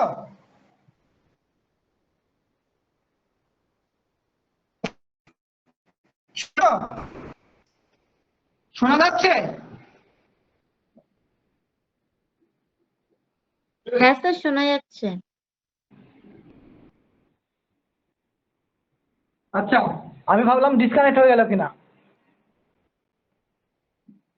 রাইটিং এন্ড রিডিং কমিউনিকেশন, লেখা ও পড়ার মাধ্যমে যোগাযোগ, যেগুলো তোমরা মূলত করো, বইপত্র, পত্রপত্রিকা ইত্যাদি লেখা যোগাযোগের মাধ্যমে যে হিসাবে যেগুলো কাজ করো আর কি। আবার দেখো দর্শন অর্থাৎ ভিজুয়ালাইজেশন, অবজার্ভিং কমিউনিকেশন, যেটা অর্থাৎ দর্শন ও পর্যবেক্ষণের মাধ্যমে যোগাযোগ। টিভি দেখা, সিনেমা, নাটক, বহু যে মাধ্যম ইত্যাদির মাধ্যমে বক্তার সঙ্গে শ্রোতার যে সম্পর্ক স্থাপন হয় তাকে দর্শন পর্যবেক্ষণ যোগাযোগ বলা হয়ে থাকে। এখানে দর্শকের সঙ্গে বক্তার সরাসরি কথা বলার সুযোগ না হলেও শ্রোতা বক্তার হাব ভাব, অভিব্যক্তি ইত্যাদি জ্ঞানের মাধ্যমে জ্ঞানের যে সুযোগ পায় এবং এ ধরনের একটা মানসিক সম্পর্ক গড়ে ওঠে এবং তার মাধ্যমে কিন্তু এক ধরনের পরিস্থিতির যে তৈরি হয় তাতেই কিন্তু এই ধরনের যোগাযোগ হয়ে থাকে। সুতরাং আমরা যদি সামগ্রিক ক্লাসটাকে একটু সামারি করি তাহলে দেখতে পাবে যোগাযোগ কি বা কমিউনিকেশন কি। যোগাযোগ হলো দুই বা ততোধিক ব্যক্তির মধ্যে তথ্য, ভাবনা, জ্ঞান, অনুভূতি, অভিজ্ঞতা বিনিময়ের প্রক্রিয়া। এটি শুধু যে কথা নয়, এটা শুধু কথা নয়, বরং লেখা, অঙ্গভঙ্গি, দৃষ্টিভঙ্গি, ছবি, প্রতীক ইত্যাদির মাধ্যমে হতে পারে। যোগাযোগের উদ্দেশ্য কি অর্থাৎ পারপাস অফ কমিউনিকেশন, তথ্যের বিনিময় করা, পারস্পরিক বোঝাপড়া বৃদ্ধি করা, সম্পর্ক তৈরি ও বজায় রাখা, সিদ্ধান্ত গ্রহণ ও সমস্যা সমাধান করা, সমাজ ও প্রতিষ্ঠানের কার্যক্রম পরিচালনা। এরপরে যদি আমরা দেখি টাইপ অফ কমিউনিকেশন, যোগাযোগের প্রকারভেদ বেসড অন মিডিয়াম, মাধ্যম ভিত্তিক যদি দেখি এটা হচ্ছে তিন প্রকার। ভার্বাল কমিউনিকেশন, মৌখিক যোগাযোগ, মুখের কথা, লেখার মাধ্যমে, বক্তৃতা, ফোনে কথা বলা, চিঠি, মোবাইল, এগুলো ইমেল ইত্যাদি। অমৌখিক নন ভার্বাল, সেগুলো কি অঙ্গভঙ্গি, মুখভঙ্গি, চোখের দৃষ্টি, দেহভঙ্গি, পোশাক ইত্যাদির মাধ্যমে। উদাহরণ যারা হাত নেড়ে অভিযোজন করা, চোখ টেপা, রেগে যাওয়া, যেগুলো বললাম তো তোমাদেরকে। আর ভিজুয়াল যোগাযোগ মাধ্যম সে যেমন হচ্ছে ছবি, প্রতীক, গ্রাফ, মানচিত্র, বিজ্ঞাপন সেন্টার, বিজ্ঞাপন যে পোস্টার, সেগুলো আর কি। বেসড অন ডিরেকশন, এক্ষেত্রে দেখো একজন অধস্তন কর্মচারী থেকে ঊর্ধ্বতন কর্তৃপক্ষের কাছে যখন যোগাযোগ হয় তখন তাকে ঊর্ধ্বমুখী যোগাযোগ বলা যেতে পারে। অধোমুখী যোগাযোগ হচ্ছে ঊর্ধ্বতন কর্তৃপক্ষ থেকে অধস্তনের কাছে আসা বার্তা প্রেরণ। সমান মর্যাদার ব্যক্তিদের মধ্যে যেটা সেটা আনুভবিক যোগাযোগ, হরাইজন্টাল কমিউনিকেশন বলা যায়। আর ডায়াগোনাল কমিউনিকেশন ভিন্ন বিভাগ বা বিভিন্ন স্তরের ব্যক্তিদের মধ্যে। ধরো অ্যাকাউন্টেন্টের বিভাগের কর্মী এইচআর ম্যানেজারের কাছে সরাসরি যোগাযোগ করলো, এই ধরনের যোগাযোগকে ডায়াগোনাল কমিউনিকেশন বলা হয়। আর বেসড অন নেচার, প্রকৃতির উপর নির্ভর করে ফর্মাল কমিউনিকেশন, ইনফর্মাল কমিউনিকেশন, আনুষ্ঠানিক অনানুষ্ঠানিক, নির্দিষ্ট নিয়ম মেনে, কাঠামো মেনে, শৃঙ্খলার মধ্যে যে সমস্ত অফিস মিটিং নোটিশ প্রদান করা হয় এগুলো হচ্ছে আনুষ্ঠানিক যোগাযোগ। আর অনানুষ্ঠানিক যোগাযোগ বন্ধুদের সঙ্গে আড্ডা আলাপ, এইগুলো হচ্ছে ইনফর্মাল কমিউনিকেশন।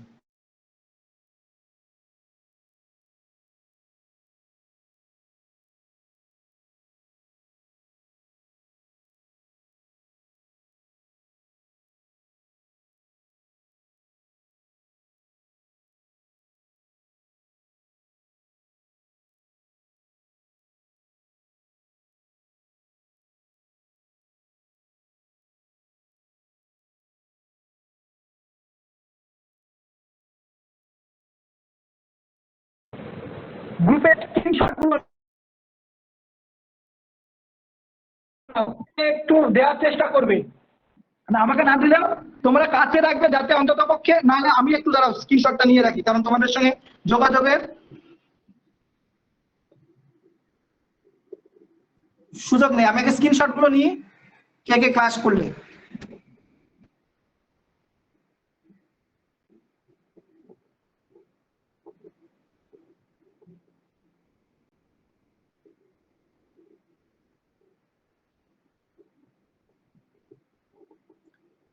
এইটা কিন্তু সম্পন্ন হলো না, আমি আগামী দিন পুরোটা আরো দিয়ে ডেটা গুলো দেবো এবং তোমাদের প্রশ্ন উত্তর দিয়ে দেবো।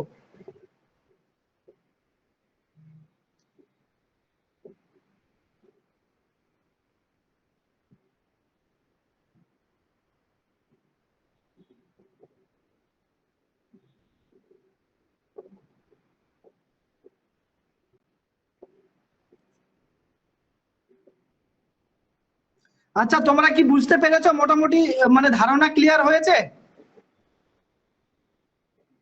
একটু কথা বলবে কয়েকজন।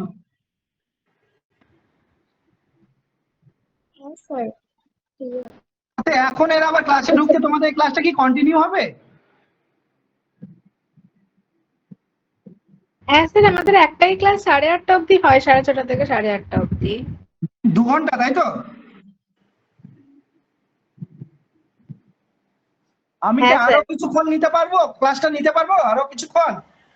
হ্যাঁ স্যার, 8:30 পর্যন্ত আপনার ক্লাস নিলে যাবে। আচ্ছা, ঠিক আছে।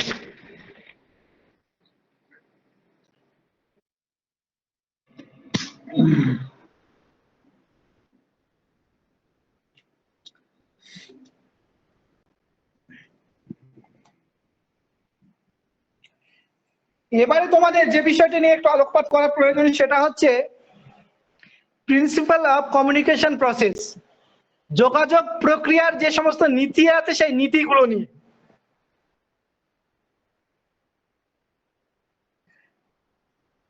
যোগাযোগ প্রক্রিয়াকে এফেক্টিভ, কার্যকরী করে তুলতে গেলে বা কার্যকরী করে তুলতে না পারলে শিক্ষণ ও শিক্ষণের ক্ষেত্রে অনেক সমস্যা দেখা দিতে পারে। আর এই প্রক্রিয়াকে মানে এক প্রকার কার্যকরী করে তোলার জন্য বেশ কিছু নীতি বা প্রিন্সিপাল রয়েছে, প্রিন্সিপাল প্রসেস রয়েছে। প্রথমত হচ্ছে প্রস্তুতি ও প্রেষণার নীতি, যেটাকে বলা হচ্ছে প্রিন্সিপাল অফ রিডিং।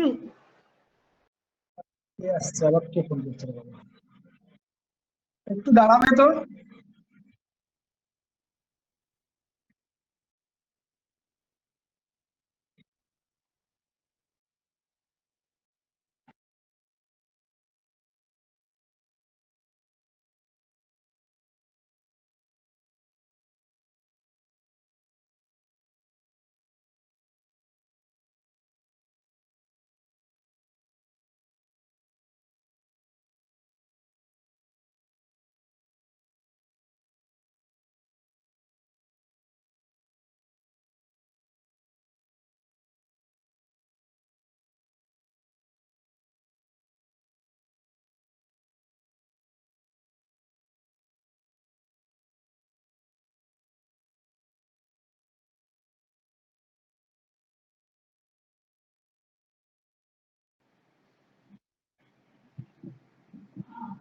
শোনা যাচ্ছে কথা?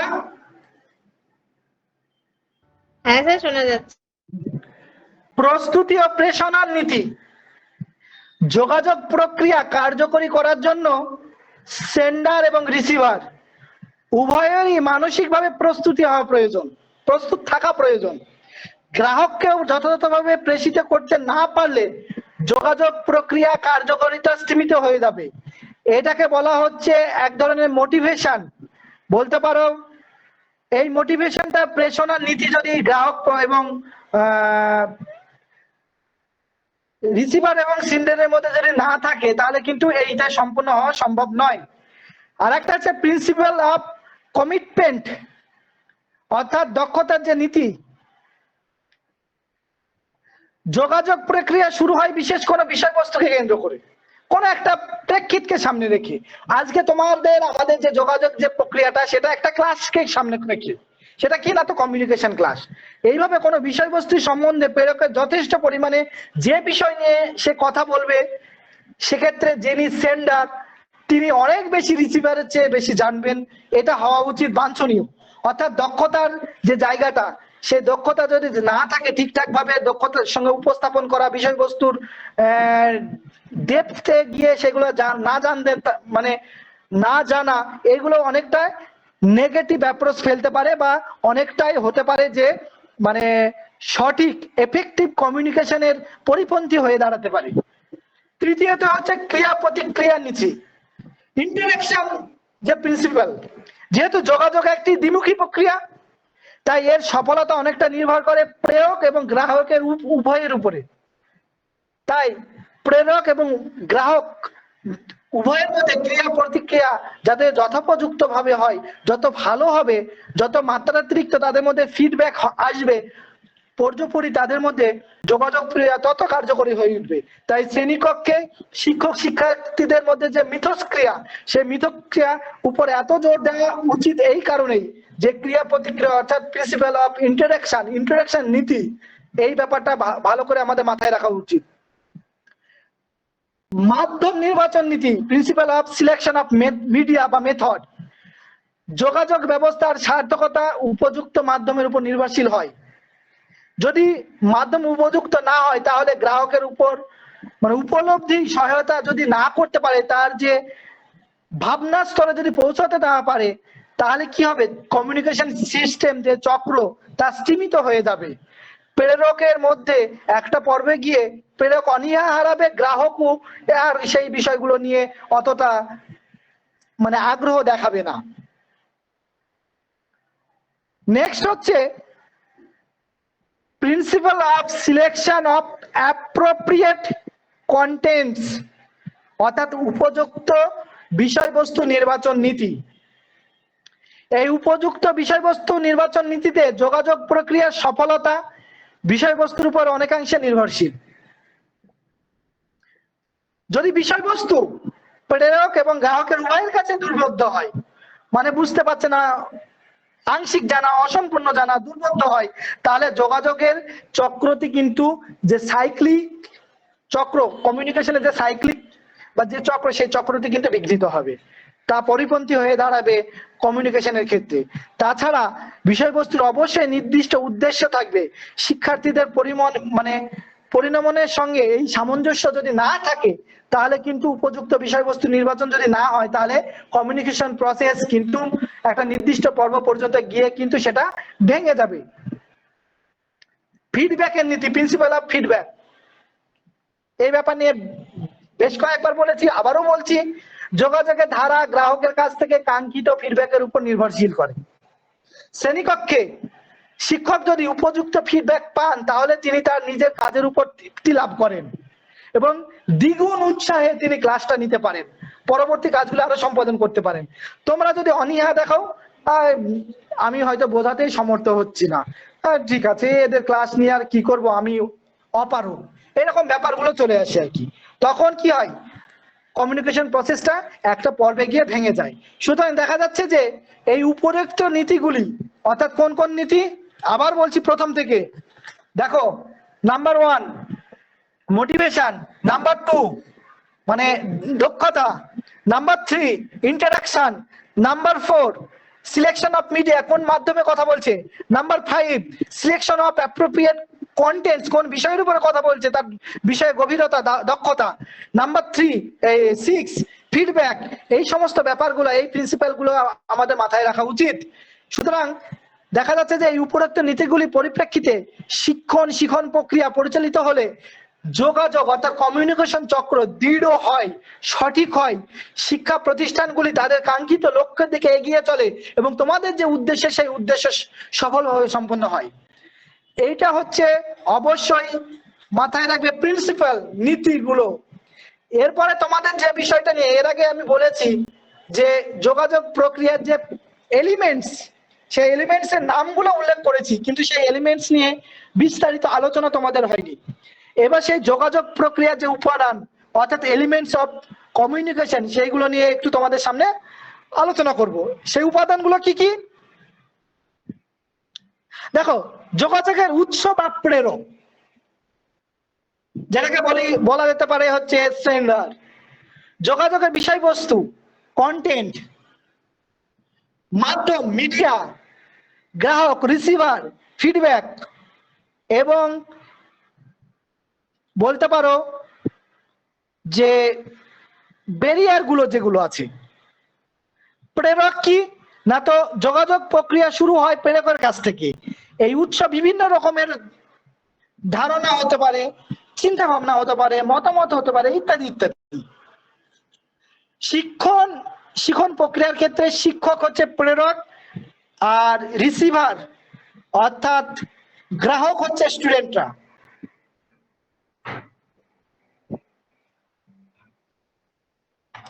হ্যাঁ বলুন। ঠিক আছে,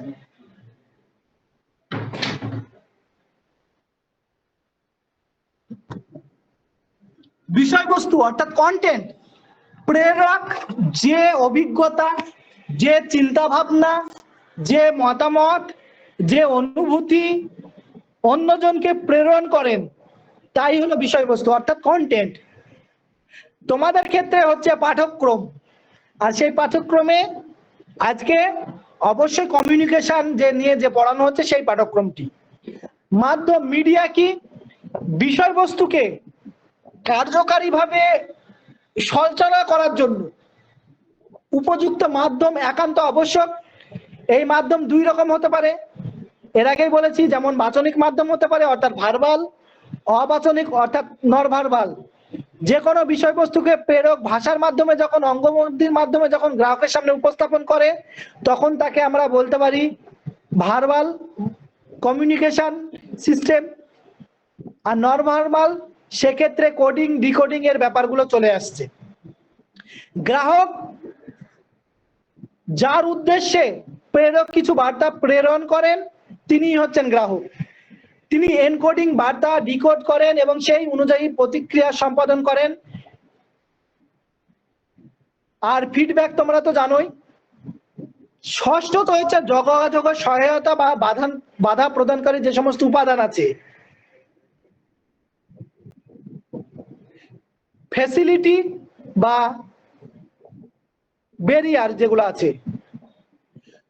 যোগাযোগ প্রক্রিয়ায় এমন কিছু বিঘ্নকারী ভ্যারিয়েবল থাকে বা আছে যেগুলি যোগাযোগ প্রক্রিয়াকে ত্বরান্বিত বা বাধা দান করতে পারে।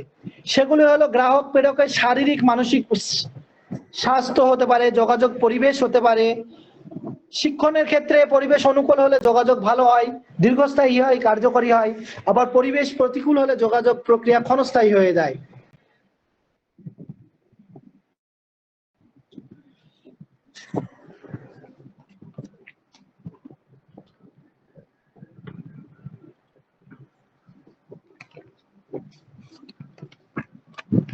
আচ্ছা, তোমাদের সিলেবাসটা দেখি কি কি আছে আর কি।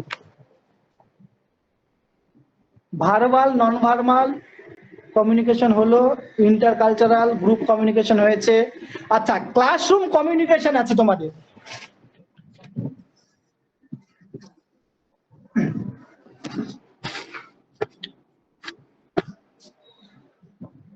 কমিউনিকেশন সিস্টেম ইন ক্লাসরুম, শ্রেণীকক্ষে শিক্ষকের সঙ্গে শিক্ষার্থীদের যে কথোপকথন ভঙ্গি, যে প্রক্রিয়া শ্রেণীকক্ষে যে যোগাযোগ ব্যবস্থা হিসেবে গণ্য করা হয়, যেখানে শিক্ষার্থীদের সাফল্য তথা শিক্ষা শ্রেণীকক্ষে যোগাযোগ ব্যবস্থার উপর নির্ভরশীল হয়, সেই যে প্রক্রিয়া, সেই প্রক্রিয়া কমিউনিকেশন সিস্টেম যে ক্লাসরুমে যেটাকে গ্রহণ করা হয় বা যেভাবে সম্পন্ন করা হয়, সেটাও কিন্তু আমাদের আলোচনার পরিধিতে বা পরিপ্রেক্ষিত পরিসরে আলোচনায় চলে আসে।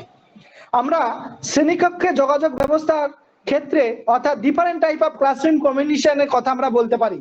শ্রেণীকক্ষে সাধারণত দুটি উপায়ে শিক্ষক মহাশয় শিক্ষার্থীদের সঙ্গে যোগাযোগ স্থাপন করেন, অর্থাৎ তোমাদের সঙ্গে যে আমাদের যোগাযোগ সম্পন্ন হওয়ার দুটি মাধ্যম। একটা হচ্ছে ভার্বাল কমিউনিকেশন, অর্থাৎ যেটাকে বলা হচ্ছে বাচনিক যোগাযোগ, আর একটা নন ভার্বাল কমিউনিকেশন, অবাচনিক যোগাযোগ। এই বাচনিক যোগাযোগের মূল উপাদান হচ্ছে ভাষা, অর্থাৎ কথা। প্রতিটি মানুষ ভাষার দ্বারা মনের ভাব প্রকাশ করে। প্রতিটি সমাজ তার নিজস্ব ভাষা বোধ আছে, নিজস্ব সংস্কৃতি বা চিন্তা চেতনা ভাবনা তার নিজস্ব ভাষায় রিসিভার তার সেন্ডারের কাছে প্রয়োগ করে, অর্থাৎ একজন শিক্ষক তার শিক্ষার্থীর কাছে প্রেরণ করে তিনি তার বাচনিক অর্থাৎ ভার্বাল কমিউনিকেশন সম্পন্ন করেন।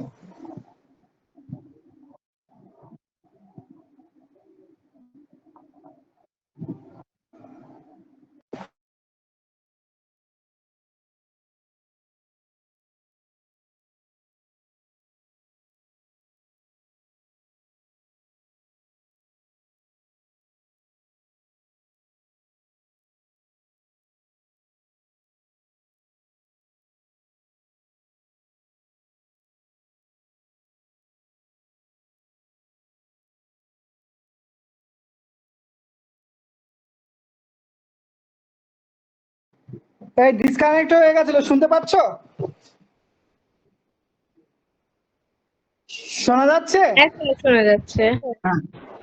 বাচনিক যোগাযোগ বা ভার্বাল কমিউনিকেশন, প্রতিটি সমাজ তার নিজস্ব ভাষা তৈরি করে, নিজেদের মতো করে ভাষা তৈরি করে তাদের মধ্যে বাচনিক বা ভার্বাল কমিউনিকেশন সম্পূর্ণ করে। মৌখিক উপায়, ওরাল, লিখিত উপায় রিটেন, মৌখিক লিখিত উভয়, ওরাল অ্যান্ড রিটেন। তোমরা যেগুলো ক্লাসরুমে এরকম তোমাদের কোশ্চেন আসতে পারে, ভার্বাল কমিউনিকেশনের দিয়ে দিল যে ওরাল রিটেন, তার সঙ্গে একটা নন ভার্বাল ঢুকিয়ে দিয়ে বললো কোনটা সঠিক কোনটা বেঠিক দিয়ে দিতেই পারে, সেই জন্য এগুলো মাথায় রাখতে হবে। তাহলে বাচনিক যোগাযোগ বা ভার্বাল কমিউনিকেশন কোনগুলো সেগুলো মাথায় রাখবে। শ্রেণীকক্ষে উপস্থাপন করে শুধুমাত্র মৌখিক উপায়ে বা শুধুমাত্র লিখিত উপায়ে শিক্ষার্থীদের সঙ্গে সম্পর্ক স্থাপন করা যায় না। বিষয়বস্তু চরিত্রের উপর নির্ভর করে শিক্ষককে কখনো কখনো লিখিত উপায়ে সমন্বয় সাধন করতে হয়, তখন দুটো কাজই লাগে, একটা মৌখিক এবং লিখিত, তখন ওরাল রিটেন দুটোই কাজ করে। সেজন্য কখনো লিখিত কখনো মৌখিক, আবার কখনো লিখিত মৌখিক দুটোই। এইগুলো হচ্ছে পুরোটাই হচ্ছে ভার্বাল কমিউনিকেশন ক্লাসরুমে। আর অবাচনিক কমিউনিকেশন, নন ভার্বাল কোনো ভাষার প্রয়োগ না করে যখন প্রেরক গ্রাহকের মধ্যে যোগাযোগ স্থাপিত হয়, তখন তাকে আমরা অবাচনিক যোগাযোগ বা নন ভার্বাল কমিউনিকেশন হিসেবে অভিহিত করে থাকি। অবাচনিক যোগাযোগ মূলত শ্রবণজনিত প্রতিবন্ধী, মানসিক প্রতিবন্ধী ব্যক্তিদের মধ্যে ব্যবহৃত হয়। সাধারণ শ্রেণীকক্ষেও শিক্ষক মহাশয়কে বাচনিক যোগাযোগের পাশাপাশি অবাচনিক উপায়ে যোগাযোগ স্থাপন করতে হয়। এখন প্রশ্ন হলো, শিক্ষক কি কৌশল অবলম্বন করে অবাচনিক যোগাযোগ স্থাপন করবেন? মুখমণ্ডলীর অভিব্যক্তি অর্থাৎ ফেসিয়াল এক্সপ্রেশন, চোখের ভাষা ল্যাঙ্গুয়েজ অফ আই, শরীরী ভাষা বডি ল্যাঙ্গুয়েজ, যেটা তোমাদের বললাম, এই সমস্ত ব্যাপারগুলো চোখের মাধ্যমে, মুখের মাধ্যমে, মুখমণ্ডলীর মাধ্যমে ফেসিয়াল এক্সপ্রেশন যেটা চোখ ব্যবহার করে, বডি ল্যাঙ্গুয়েজ ব্যবহার করে। তাহলে শ্রেণীকক্ষে যে কমিউনিকেশন সিস্টেম সেটা বুঝতে পারলে তো? কয় ধরনের কমিউনিকেশন শ্রেণী কক্ষে সম্পন্ন হয়? অঙ্কিতা বলো।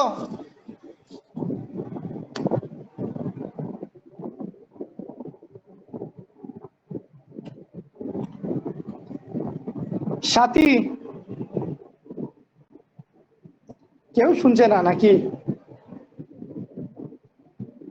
স্যার বলছি, হ্যাঁ বলো।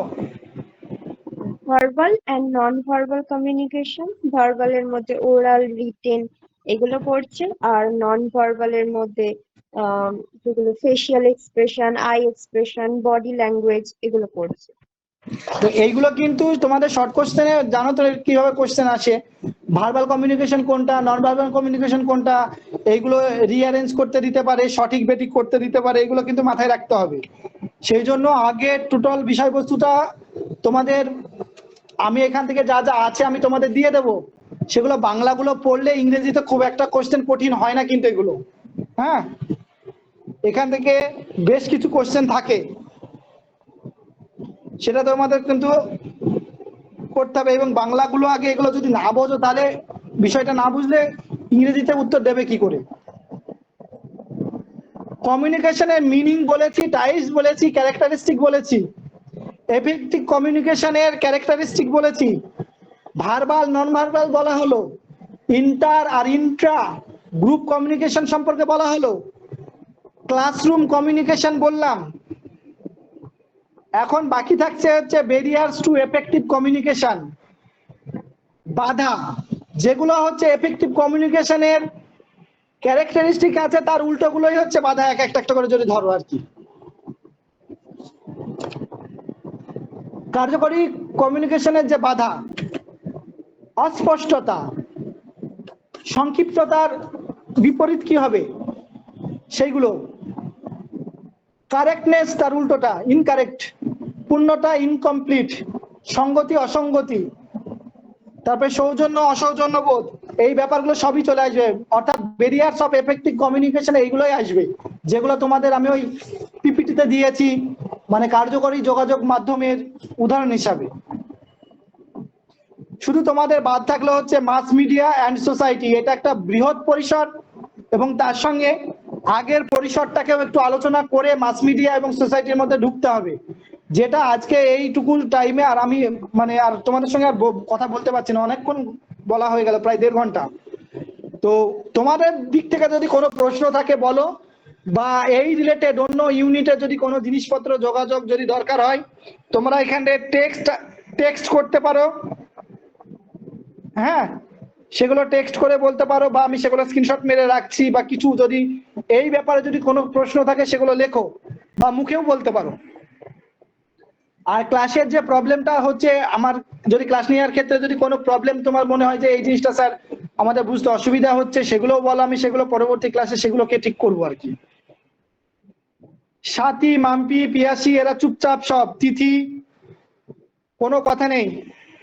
আচ্ছা, বাংলা ডিপার্টমেন্ট থেকে আছে কে কে, একটু কথা বলবে?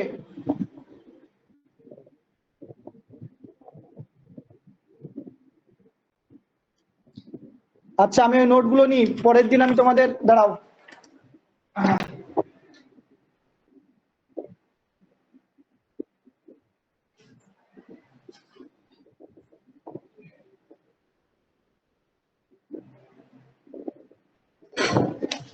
কেউ একজন টেক্সট করেছো তোমরা?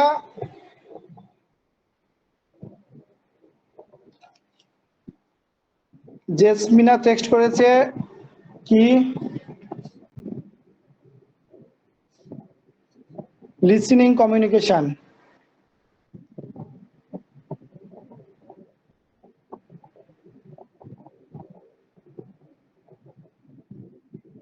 আচ্ছা, যেদিন কোশ্চেন গুলো রেডি করে দেবো নেক্সট ক্লাসে তখন দিয়ে দেবো। আর কারো কিছু প্রশ্ন?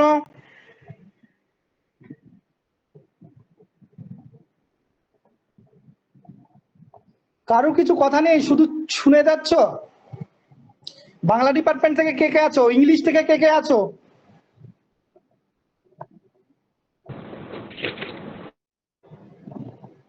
ইংলিশে কারা আছো? রেসপন্স করবে? স্যার আমি ইংলিশে, হ্যাঁ, আমি ইংলিশ ডিপার্টমেন্ট থেকে। English department.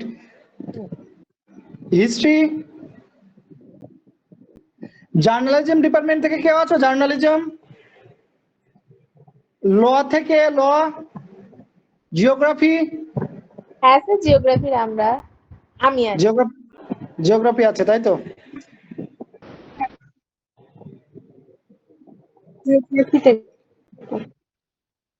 আচ্ছা, কোনো কোশ্চেন আছে? স্যার বলছিলাম আপনি যে কোডিং এনকোডিং ডিকোডিং, আচ্ছা, কোডিং, এনকোডিং, ডিকোডিং, আর বলো কি বলছিলে, বলো,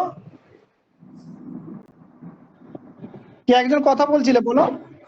স্যার স্যার বলছিলাম আপনি যে পিডিএফটা দেখাচ্ছিলেন সেখানে একটা স্লাইড ছিল ছিল না হোয়ার এম আই, ওখানে স্যার লেখা ছিল ইন ইন ড্রিম, ড্রিম লেখা ছিল, তো ওখানে কমিউনিকেশনের সাথে ড্রিমের ওই জায়গাটা ঠিক বুঝতে পারছি না। তোমার কথা কথা ক্লিয়ার আসছে না, একটু ফোনটা কাছে নিয়ে বলবে।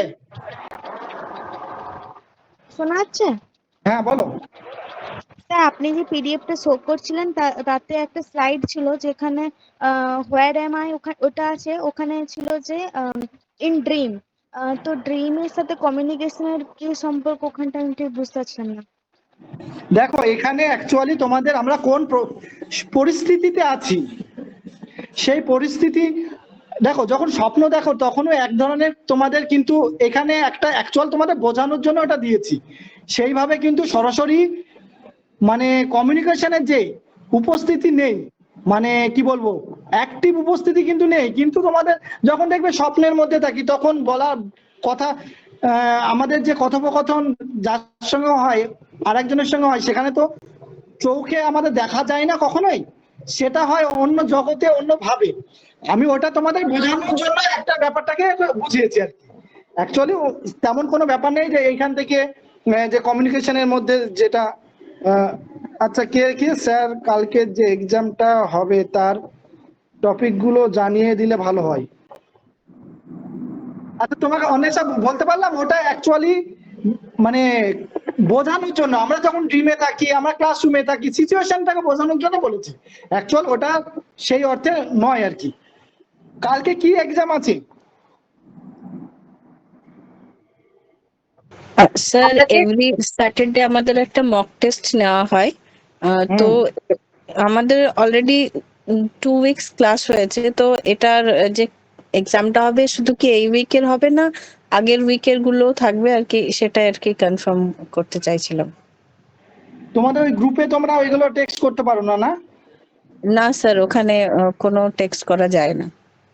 আচ্ছা তাহলে আমি এটা জেনে আমি বলছি ওই গ্রুপে জানিয়ে দিতে, যারা কনভিনার আছে। হ্যাঁ, আমার কাছে পরিষ্কার নয়। আর এই ক্লাস আমিও আগে থেকে জানতাম না, আজকেই তোমাদের প্রথম ক্লাস নেওয়া, আমার তেমন প্রস্তুতিও ছিল না, আর এই ব্যাপারগুলো নিয়ে আমি পিপিটিটাও টোটাল সেভাবে রেডি করতে পারিনি, সম্পূর্ণ নয়।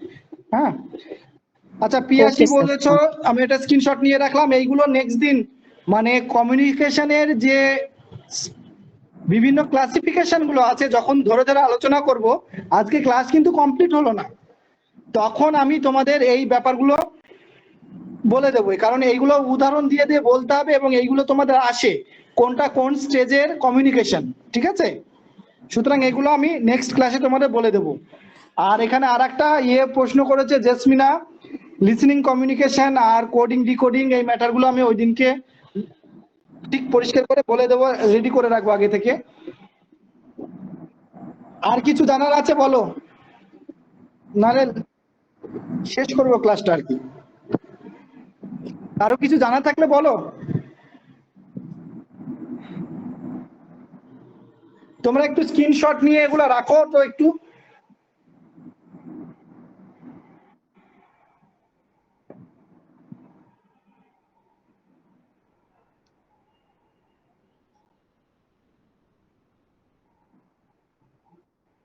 আচ্ছা,